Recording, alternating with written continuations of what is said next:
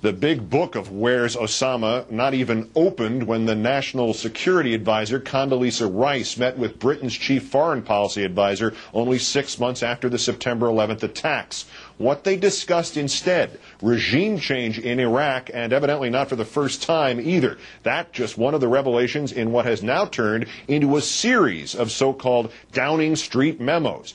8 more documents from 2002 leaked to the Associated Press over the weekend, further suggesting that President Bush and British Prime Minister Tony Blair were determined to remove Saddam Hussein from power within weeks or at the latest months after 9/11, despite a near total absence of even incorrect evidence that might have linked him to the attacks on America. And despite concerns within the British government that the Bush administration lacked a clear and compelling military reason to invade. One memo to the British foreign minister from his political director reading, quote, U.S. scrambling to establish a link between Iraq and al-Qaeda is so far, frankly, unconvincing. For Iraq, regime change does not stack up. It sounds like a grudge between Bush and Saddam. Another memo addressed to Prime Minister Blair himself, showing there were also concerns that little thought was being given to the invasion's aftermath. A post-war occupation of Iraq, it read, could lead to a protracted and costly nation-building exercise. As already made clear, the U.S. military plans are virtually silent on this point. Joining me now from Washington, Richard Wolff, Newsweek magazine's senior White House correspondent. Good evening again, Richard. Great to be with you again. Well, now that we have read basically everything in the British cabinet secret files except the reasons that Prime Minister Blair and his wife had their late-life baby, is this getting any closer to being the supposed smoking gun about President Bush and Iraq that Mr. Bush's critics were claiming when the first of these memos leaked?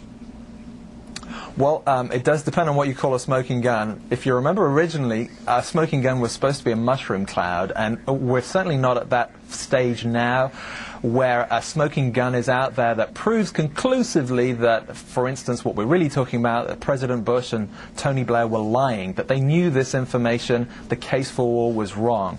What these memos really show is that the decision was made to go to war before there was a case. In other words, they were cherry-picking for the argument about war. And what it also shows most critically now is that there was really totally inadequate planning for the post-war period. You know, put together, you don't have a smoking gun that says either man lied, but what you do have is a real failure of leadership, a failure to ask the right questions, to do adequate planning, and really a failure to make the case to the general public. That's why you hear President Bush now making, I think it's the 8th or 9th version of why the country needs to be committed to Iraq. Also regarding the timeline, the first words, at least that we've seen in that March 14th, 2002 note, seems particularly relevant. The British Foreign Policy Advisor, Mr. Manning, writing of his dinner with then NSA Condoleezza Rice, and it begins, Condi's enthusiasm for regime change is undimmed.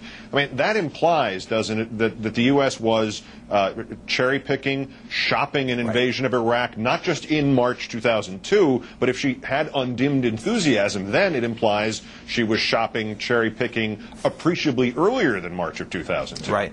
Absolutely. What we're seeing here are conversations rise to the surface. So they were going on before they were committed to paper. And yeah, absolutely. The crucial question is, why did they turn away? Why did the Bush administration turn away from al-Qaeda and go to Iraq? And what we have here is a timeline that doesn't match up with their public statements at all. At this period and through the summer of '02, the public position was there were no war plans on the desk of the president. You know both of these political systems. I assume that you are convinced, as others are, that the memos are authentic and the conversations are presumably well documented. But they could not have gotten great distribution even in England. Whoever is leaking them, are they being leaked to undermine Prime Minister Blair in a very material and immediate sense, to force him to move up the day that he's going to quit and his number 2 man, the Chancellor Gordon Brown, becomes the Prime Minister? Is that the motive behind this, do you suppose? Well, could be. In Westminster, where all of London politics plays out, is a notoriously secretive place. cloak and dagger politics is just part and parcel of it. I think the initial memo was certainly designed to disrupt Tony Blair and interfere with his re-election. What you're seeing now, I think, you could have multiple leakers here. People who want to make the case for a smoother exit from Iraq for British troops. Some British generals are floating the need for British troops to go from Iraq to Afghanistan. I think there are probably multiple players here, everyone looking out for themselves. Gordon Brown wouldn't have his hands on these materials, but Tony Blair may well do, and some of his officials certainly may be trying to protect themselves. And the move to these latest memos going to the Associated Press, which guarantees it international distribution immediately, particularly to the United States, suggests that there is some intent to make this White House look pretty bad.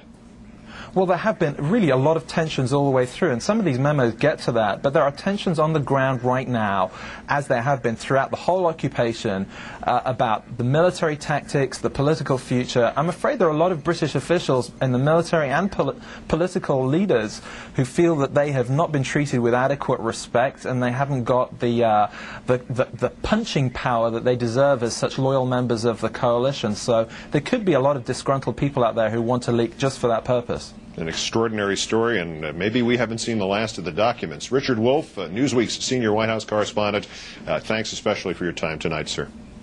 Thank you.